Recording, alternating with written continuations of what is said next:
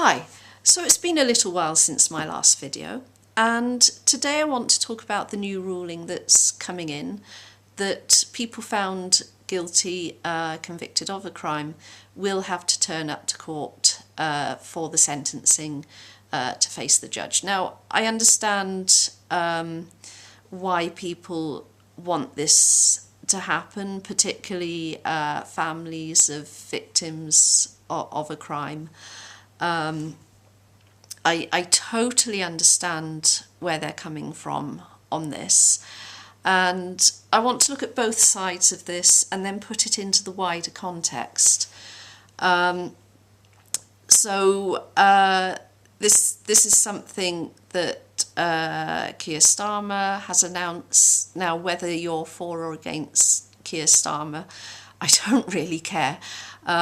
It's about time that we had a Prime Minister that actually stayed in office for a bit. I mean, I don't even care if it's Mr. Blobby, just so long as we keep the same Prime Minister for some consistency. So should defendants have to appear in court for the sentencing? It's certainly, I can see the point that it's restorative justice for the victims of crimes.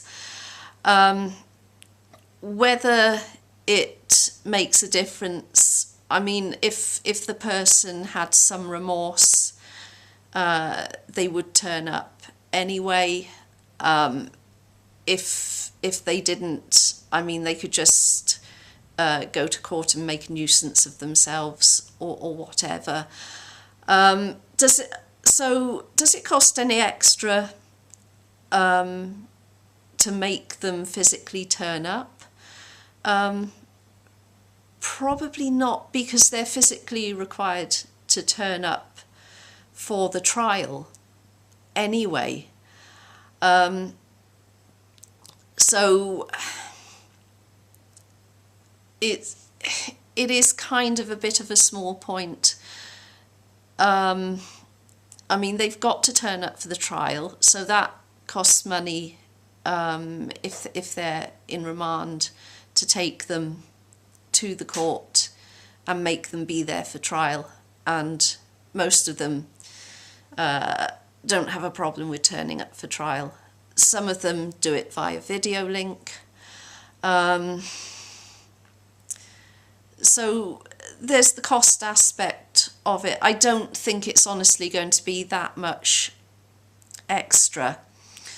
And I can see the point about it being restorative justice, hopefully for the victims of those crimes. And obviously this was a point in the Lucy Letby trial. She opted not to turn up for the sentencing, and this is kind of what sparked the whole debate, basically. And now we've had the Southport killer, who I believe he has turned up for the sentencing and made a nuisance of himself. But okay, to put it into the wider context, I mean, this is a relatively small point in the judicial process, and if you're looking at, the whole taxpayers' money, relatively inexpensive, I think. But to be honest, what I would rather see the focus on the process being done properly,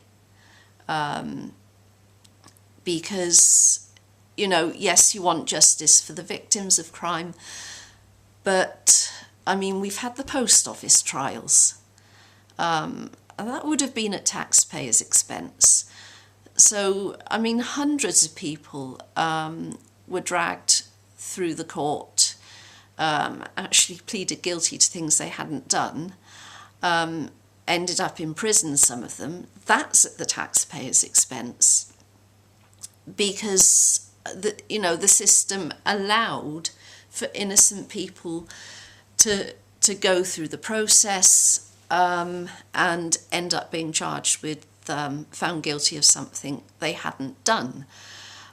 With Andrew Malkinson, I mean, he's spent, was it 17 years in prison for a crime that he did not commit. We don't, I mean, do we know who actually did commit that crime? Because given that it was a crime of a sexual nature, people don't do stuff like that just once and then, you know, that's the end of it.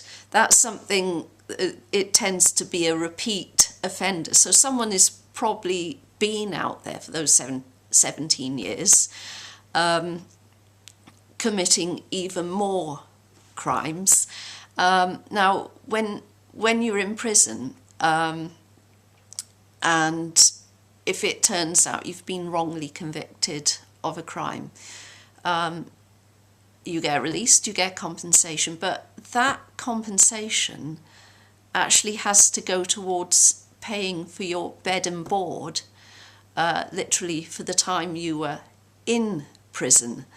And obviously Andrew Malkinson, he had to go through the process, and again, that is police time that was spent convicting him. That was, you know, a jury was called in. He went through the court process.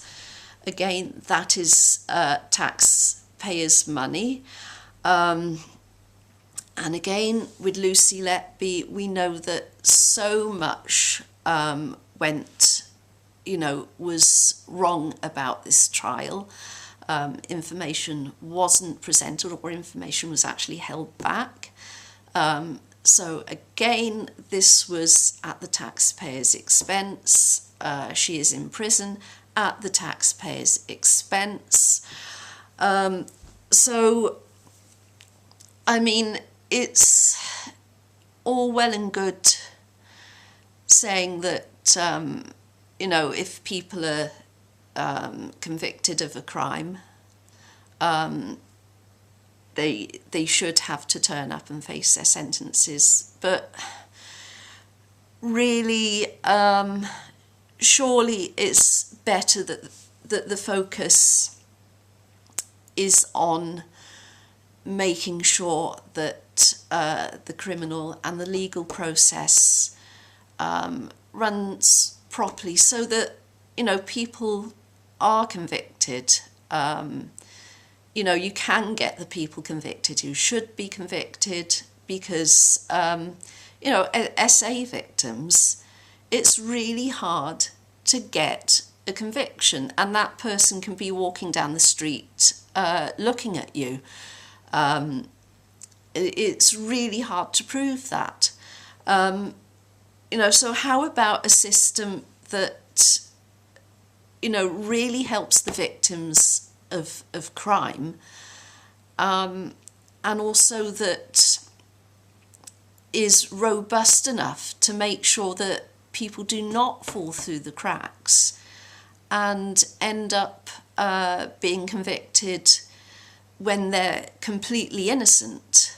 Okay, so that is my thought for today. So hi Mark, hi Carl, hi Tasha, and hi Merlin, and was it the Case for Innocence, Jabe, hi. So yeah, that's my thought for today. Please like, subscribe, and hope to see you in the next video.